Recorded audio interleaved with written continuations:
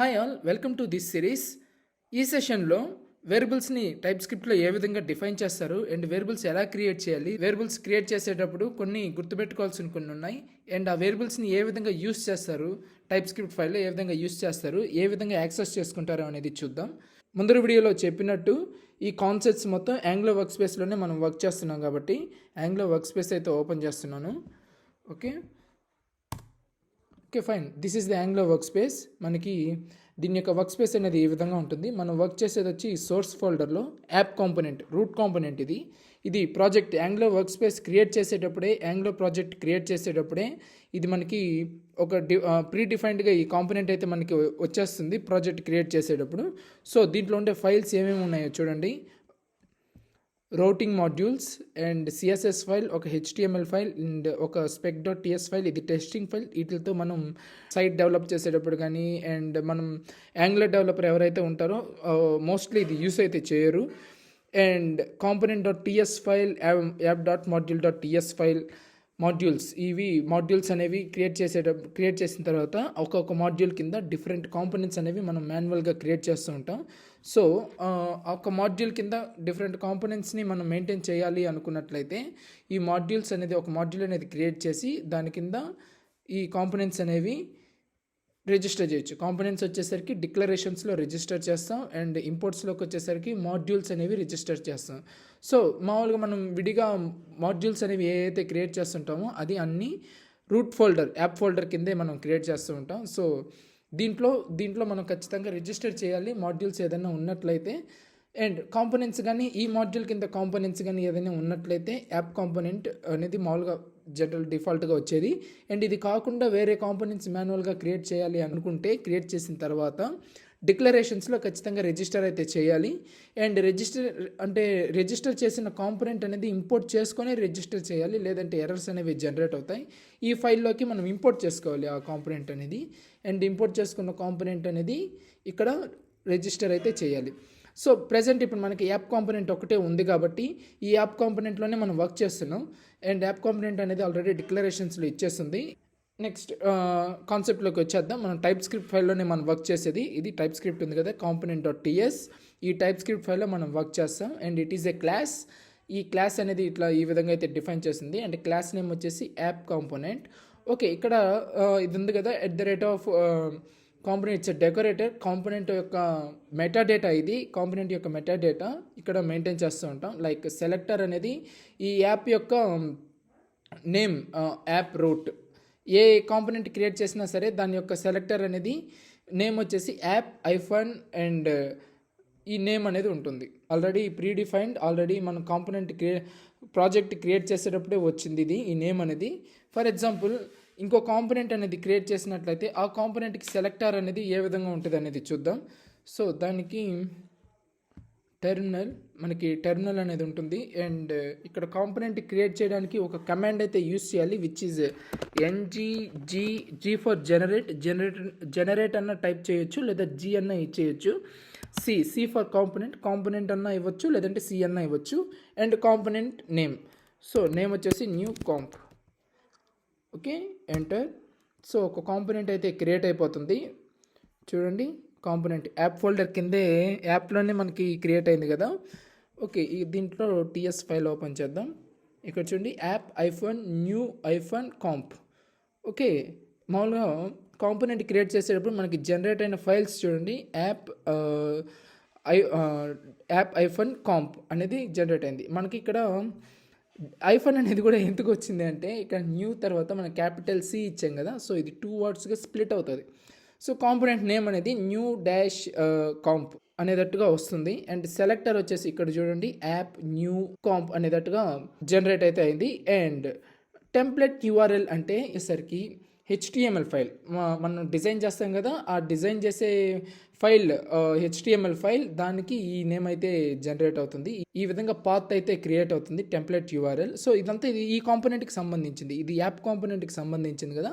App కాంపోనెంట్లో HTML, CSS and selector అనేది ఇది ఒక మెటాడేటా. ఈ కాంపోనెంట్ యొక్క మెటాడేటా అనేది ఇక్కడ జనరేట్ అవుతుంది. ఇక్కడ టెంప్లెట్ URL అయితే ఈ విధంగా అయితే జనరేట్ అయింది, app.component.html. అండ్ స్టైల్ URLకి వచ్చేసరికి ./app.component.cs ఫైల్, ఈ ఫైల్ ఉంది కదా, ఈ ఫైల్ యొక్క నేమ్ అనేది మొత్తం విత్ ఎక్స్టెన్షన్తో పాటు ఇక్కడ వచ్చేసి ఉంటుంది.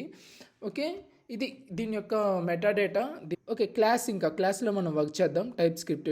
టైప్ స్క్రిప్ట్ కాన్సెప్ట్స్ మొత్తం ఈ క్లాస్లోనే మనం వర్క్ చేస్తాం. డిఫాల్ట్గా మనకి కన్స్ట్రక్టర్ అనేది ఉంటుంది. అండ్ కన్స్ట్రక్టర్ అనేది క్లాస్లో మనం మాన్యువల్గా అయితే వేరే మెథడ్స్ అనేవి, కస్టమ్ మెథడ్స్ అనేటివి మనం క్రియేట్ చేస్తూ ఉంటాం. అవి అయితే మాన్యువల్గా అయితే కాల్ చేస్తాం. అండ్ క్లాస్ లోడ్ అయ్యేటప్పటికి బై డిఫాల్ట్గా మనకి కన్స్ట్రక్టర్ అనేది లోడ్ అవుతుంది. సో మనం కాల్ చేయాల్సిన అవసరం లేదు. బై డిఫాల్ట్ ఇది రన్ అయిపోతుంది ఈ కన్స్ట్రక్టర్ అనేది. Okay fine. ఒకటి చూపించడం మర్చిపోయాను. ఇక్కడ న్యూ కాంపోనెంట్ అనేది క్రియేట్ చేసాం. అండ్ దానికి నేమ్ అనేది న్యూ కాంప్ అయితే ఇచ్చాం. న్యూ కాంపోనెంట్ అయితే జనరేట్ అయితే అయింది. అండ్ ఇది రిజిస్టర్ అయిందో లేదో అనేది module.tsలో చూద్దాం. ఇది నేను విజువల్ స్టూడియో కోడ్ యూస్ చేస్తున్నాను కాబట్టి దీంట్లో నేను కొన్ని ఎక్స్టెన్షన్స్ అయితే ఇన్స్టాల్ చేస్తున్నాను, ఈ యాంగులర్ వర్క్ స్పేస్కి సంబంధించిన ఎక్స్టెన్షన్స్. ఒకవేళ మీకు ఆటో ఇంపోర్ట్ అనేది కాలేదు అన్నట్లయితే app.module.tsలో మాన్యువల్గా ఇంపోర్ట్ అయితే చేసుకోండి, నో ప్రాబ్లం. నేను ఎక్స్టెన్షన్స్ యూస్ చేస్తున్నాను కాబట్టి ఇది నాకు ఆటో ఇంపోర్ట్ అయితే అయిపోయింది. It's not a big matter. So new component అనేది ఒకవేళ మీకు కానీ కానట్లయితే జస్ట్ చూపిస్తాను ఏ విధంగా ఇంపోర్ట్ చేయాలి అనేది. సో న్యూ కాంపోనెంట్ అనేది ఉంది కాబట్టి న్యూ కాంపోనెంట్ చూడండి, న్యూ కాంపోనెంట్ అనేది ఇంపోర్ట్ అయింది. అండ్ డిక్లరేషన్స్లో యాడ్ చేసాం. ఇంకా ఈ కాంపోనెంట్ మీద మనం వర్క్ చేయొచ్చు. ఓకే, ప్రస్తుతానికి ఈ కాంపోనెంట్లో మనం వర్క్ చేయట్లేదు, ఓన్లీ ఆల్రెడీ మనకి యాప్ కాంపోనెంట్ అనేది ఉంది కాబట్టి దీని మీదే వర్క్ చేస్తున్నాం. Okay fine. ఇప్పుడు డిస్కస్ చేసుకునేది వేరియబుల్ కాన్సెప్ట్స్ కదా, ఇప్పుడు దాంట్లోకి షిఫ్ట్ అయ్యాం. దీని యొక్క స్ట్రక్చర్ అనేది అర్థమై ఉంటుంది ఇప్పుడు మీకు. ఈ కాంపోనెంట్ యొక్క స్ట్రక్చర్స్ యాంగులర్లో మొత్తం కాంపోనెంట్ వైజ్గానే మనం వర్క్ చేసేది. ఓకే, కాంపోనెంట్స్ అనేది ఏ విధంగా డివైడ్ చేసుకుంటారంటే ఎప్పుడు క్రియేట్ చేసుకోవాలి యాంగులర్ కాంపోనెంట్స్ అనేటివి అనే పాయింట్కి వస్తే, మనం స్క్రీన్స్ ఏమైనా డెవలప్ చేయాలి అనుకున్నట్లయితే, for example user registration screen కానీ లేదా సైన్అప్ స్క్రీన్ కానీ ఇలాంటివి ఒక్కొక్క స్క్రీన్కి ఒక్కొక్క కాంపోనెంట్ వైజ్గా మెయింటైన్ చేయండి. అండ్ ఒకే స్క్రీన్కి మల్టిపుల్ కాంపోనెంట్స్ మెయింటైన్ చేసే పాసిబిలిటీ కూడా ఉంటుంది, కాకపోతే అది మన రిక్వైర్మెంట్ తగ్గట్టుగా ఉంటుంది. అండ్ ఒకవేళ మన రిక్వైర్మెంట్ తగ్గట్టు ఇంకా కాంపోనెంట్స్ అనేటివి ఒకే స్క్రీన్లో మల్టిపుల్ కాంపోనెంట్స్ అనేవి క్రియేట్ చేయాలనుకున్నా క్రియేట్ చేసుకోవచ్చు. రీయూజబుల్ కాంపోనెంట్స్ ఉంటాయి, వాటిని క్రియేట్ చేసుకొని యూస్ చేస్తూ ఉండొచ్చు.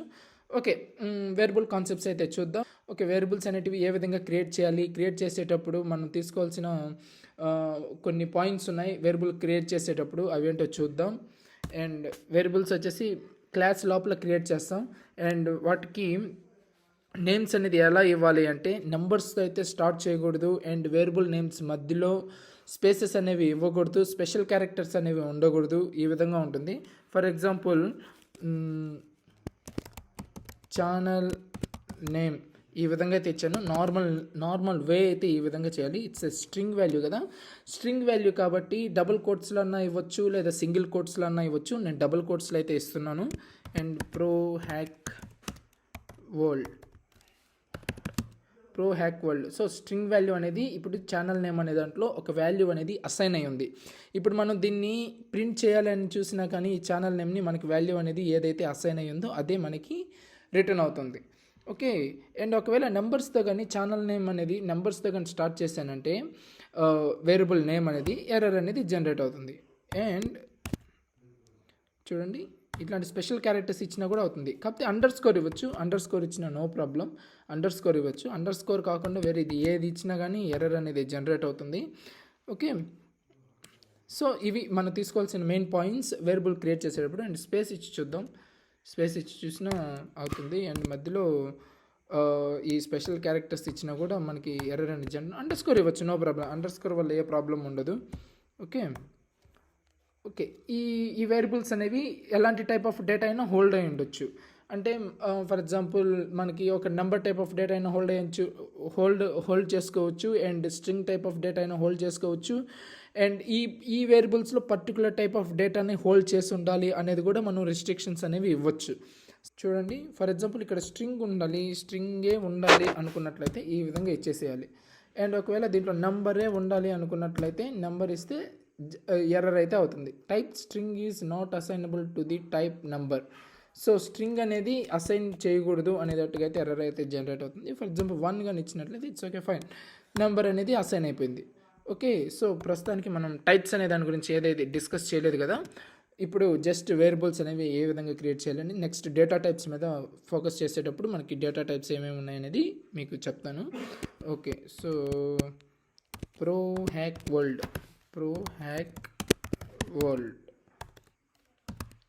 ఓకే, అండ్ ఈ వేరియబుల్ నేమ్ అనేది మనం చూడాలి, దీంట్లో ఏ డేటా ఉంది అనేది చూడాలి అనుకుంటే జస్ట్ console.log. వేరే ప్రోగ్రామింగ్ లాంగ్వేజెస్ తెలిసిన వాళ్ళు అయితే ప్రింట్లు అవన్నీ ఇస్తారు. సో దీని యొక్క అవుట్పుట్ అనేది మనం బ్రౌజర్లో చూస్తున్నాం కాబట్టి console.log అయితే ఇవ్వాలి. console.log. Okay, and channel name is channel name, channel name అంటే క్లాస్లో మనం వేరియబుల్ అయితే క్రియేట్ చేసాం, వేరియబుల్ని మనం యాక్సెస్ చేసుకోవాలి అన్నట్లయితే దిస్ డాట్ అనేది పెట్టాలి. దీని యొక్క క్లాస్ యొక్క స్కోప్ ఇది. సో క్లాస్లో ఏ ఎలిమెంట్స్ అయినా మనం క్రియేట్ చేసినా కానీ, అంటే డిక్లేర్ చేసినా కానీ దాన్ని యాక్సెస్ చేసుకునే విధానం దిస్ డాట్ అని చెప్పి ఇవ్వాలి. అండ్ దీన్ని గ్లోబల్ వేరియబుల్స్ అంటారు. గ్లోబల్ వేరియబుల్స్ అంటే అవుట్సైడ్ ఆఫ్ ది మెథడ్స్, అంటే ఇది కన్స్ట్రక్టర్ అనేది ఒక డిఫాల్ట్ మెథడ్. ఈ అవుట్సైడ్ ఆఫ్ ది మెథడ్లో మనం ఏదైతే క్రియేట్ చేస్తామో వేరియబుల్స్ అవన్నీ గ్లోబల్ వేరియబుల్స్.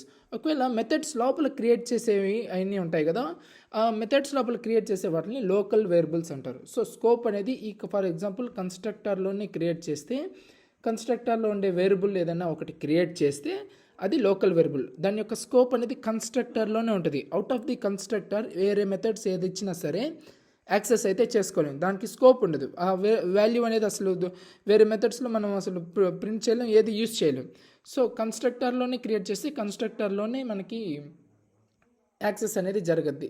వేరియబుల్స్ వేరియబుల్లో ఉండే డేటా చూడాలనుకుంటే దీంట్లో ఉండేటివే జరుగుతాయి ఒకవేళ దీంట్లో కానీ క్రియేట్ చేస్తే. ఓకే, సో ఈ విధంగా ఉంటుంది. ఇది గ్లోబల్ వేరియబుల్ కాబట్టి క్లాస్లో మనం ఈ క్లాస్ లోపల క్రియేట్ చేసాం కాబట్టి దిస్ డాట్. ఓకే, సో దీని యొక్క అవుట్పుట్ అనేది చూద్దాం. ఈ యాంగులర్ ప్రాజెక్ట్ రన్ చేయాలి అంటే మనకు ఒక యాంగులర్ CLI కమాండ్ అయితే ఉంది, విచ్ ఈస్ ngserve. ఈ విధంగా ఇవ్వచ్చు లేదా ngs అన్నా ఇవ్వచ్చు. ఓకే, అండ్ ఆల్సో ఇక్కడ మనం సేవ్ చేయలేదు, Ctrl+S, fine. Okay, compiled successfully. దీని యొక్క అవుట్పుట్ అయితే చూద్దాం. Open the chrome and project వచ్చేసి లోకల్ హోస్ట్ 4200లో రన్ అవుతుంటుంది. సో మనం డిజైన్ ఏది ఇవ్వలేదు కాబట్టి మనకి ఏది చూపించట్లేదు. Root component which is app component, అక్కడి నుంచి అయితే ప్రాజెక్ట్ అనేది లోడ్ అవుతుంది. క్లాస్లో మన కన్స్ట్రక్టర్ ఉంటుంది, కన్స్ట్రక్టర్లో మనం console.log అయితే ఇచ్చేస్తున్నాం కాబట్టి లోడ్ అయ్యేటప్పుడు మనకి క్లాస్ ఫైల్ కూడా లోడ్ అవుతుంది కాబట్టి, అండ్ డిఫాల్ట్గా కన్స్ట్రక్టర్ మెథడ్ కూడా లోడ్ అవుతుంది కాబట్టి దాంట్లో ఉండేది మనకి ప్రింట్ అవుతుంది. console.log ఇచ్చినాం కదా. Channel name is Prohack world. Okay, so ఈ విధంగా console.log అనేది ఇక్కడ ఆ కన్సోల్లో అయితే చూడొచ్చు. అండ్ సో వేరియబుల్స్ అనేవి ఇవి. అండ్ నెంబర్స్ ఏమన్నా మెయింటైన్ చేయాలి అనుకుంటే జస్ట్ 10. ఓకే, 10 ఈ విధంగా. ఇంకా బూలియన్ వాల్యూస్ ఉంటాయి, ఇంకా అరే టైప్ ఆఫ్ డేటా ఉంటుంది, డిక్షనరీ టైప్ ఆఫ్ డేటా ఉంటుంది. సో ఇలాంటి డేటా టైప్స్ అన్నీ నెక్స్ట్ సెషన్లో అయితే చూద్దాం. ఓకే, వేరియబుల్స్ ఇంకా ఇంతకు మించి ఇంకా ఏముండదు వేరియబుల్స్లో. ఇంకా ఏమైనా డెప్త్గా పోవాలి అంటే సో ఇది వేరియబుల్స్ క్రియేట్ చేసే దగ్గర మనం పాయింట్స్ నేను చెప్పాను కదా, స్పెషల్ క్యారెక్టర్స్ ఏది ఇవ్వకుండా, స్పేసెస్ ఇవ్వకుండా అండ్ నెంబర్స్తో స్టార్ట్ చేయకుండా క్రియేట్ చేసినట్లయితే ఇట్స్ ఫైన్, వేరియబుల్స్ అనేవి క్రియేట్ అయిపోతాయి. ఓకే, నెక్స్ట్ సెషన్లో లోకల్ వేరియబుల్స్కి గ్లోబల్ వేరియబుల్స్ యొక్క డిఫరెన్స్ అండ్ వాటిని ఏ విధంగా మెయింటైన్ చేస్తారు అనేది చూద్దాం. Stay tuned guys.